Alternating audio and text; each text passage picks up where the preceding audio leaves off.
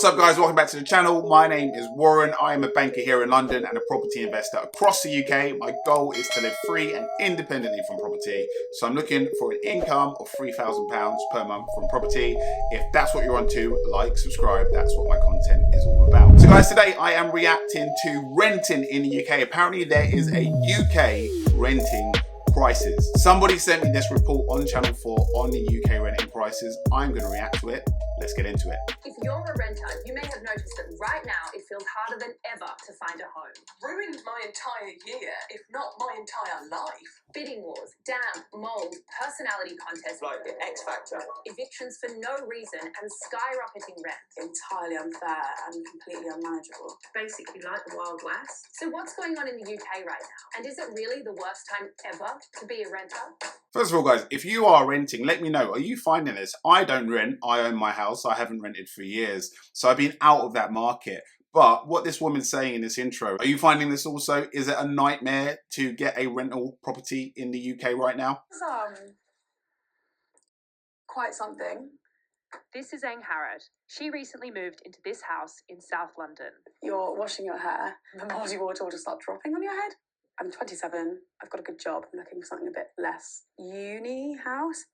I was going through a breakup and had to get out of the house ASAP. Harrod was back on the market, not just for love, but for a room in a share house. It was like dating. You were trying to look your best, but this time was hell.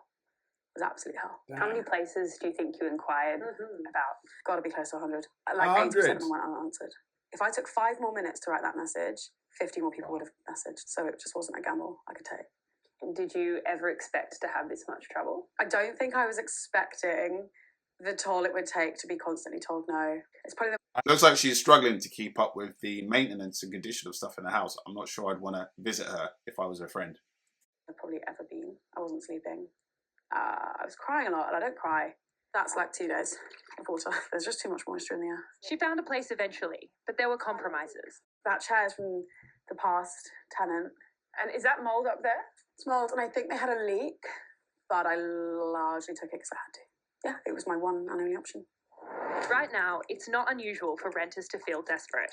I put a call out online asking people what it's currently like to find a home. It is a pretty wild time out there right now. Absolutely shocking. It's the worst I've ever seen it. For the millions of people who rent privately in the UK, most will use an online property site to find somewhere to live.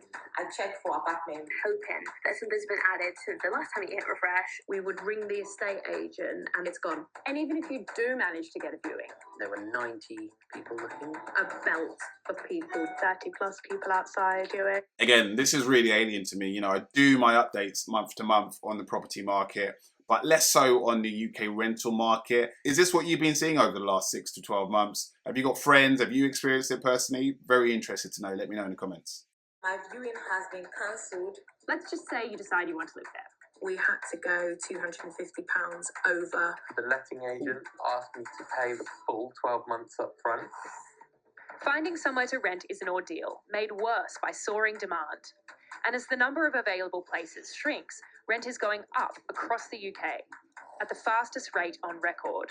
Almost 3.5 million people in England have had their rent raised in the last year alone by an average of £115 a month. And according to one property site, a single renter spends more than a third of their income on rent. Now that's an interesting one. Cities like London, or down south in general, especially London, the proportion of your income per month, the bulk of it's going on rent above anything else.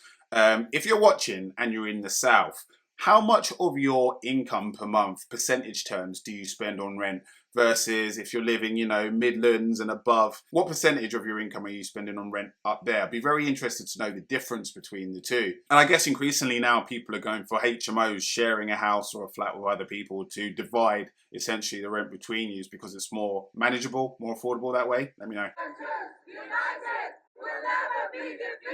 Renting is never easy, but something feels different at the moment. Some renters are so stressed by the rental market that they're joining protests outside different estate agents in London and Manchester. Let's go talk to the people with the mattress. I want to find out what that's all about. How do people who can't afford their rent anymore sleep? They have to rough sleep. That's why we have cardboard, mattresses, the kind of stuff that people have to sleep on once they can't afford their rent anymore. I mean, look, I don't see a lot of people sleeping on mattresses in the middle of the street in where I live because I can't afford their rent. Maybe that's a bit of cap. I think the majority of people, if you can't afford your rent, you're going back home, aren't you? Of all the reasons protesters gave for why they're angry about renting right now, one stood out in particular. We've had 2 rent hikes this year. The landlord says he's just keeping up with the general rent increases in the area. Yeah, I mean, that's you know what, and I'm not bigging myself up, guys, but I have not ever had a tenant in situ in one of my properties in the 5 years I've been doing this and raised the rent whilst they were there.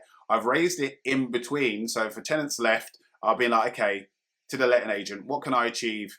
Can I put the rent up? And then the next one coming in pays a higher rent. Now, I know other landlords do that, and I'm not making any sort of judgment on that, but for me, I'm like, if you've got a tenant there and you know you're getting round about the market rent and your tenant's there and you think, oh, I can get an extra £50, £100 per month. For me, I'm like, what is the point? Especially if you've got a tenant who pays every month, takes good care of the house. I am more averse to putting it up whilst they're there. If it's like a long term, like, you know, 5, 10 years, then yeah, okay. After a few years, you might be, okay, look, let's have a chat. But I'm not going to put it up every single year. I would rather keep a happy tenant in the house for the longer term than risk losing them by putting up the rent every single year. But that's just me. To stop greedy landlords, as the protesters here see it, and protect people from the cost of living crisis, they're calling for an emergency rent freeze, like the one recently introduced in Scotland. To wake up one morning and put my rent up by £200-300 a month. I have nothing that I can do about that. That needs to change. What do you say? Yeah, that's a mad one to put it up by £200-300 during mid-tenancy. That's mad. You know, this is just the market. When there's more demand, prices go up. Yeah, well, what do you do when there's a market failure? The market has failed. So they're calling for a rent freeze.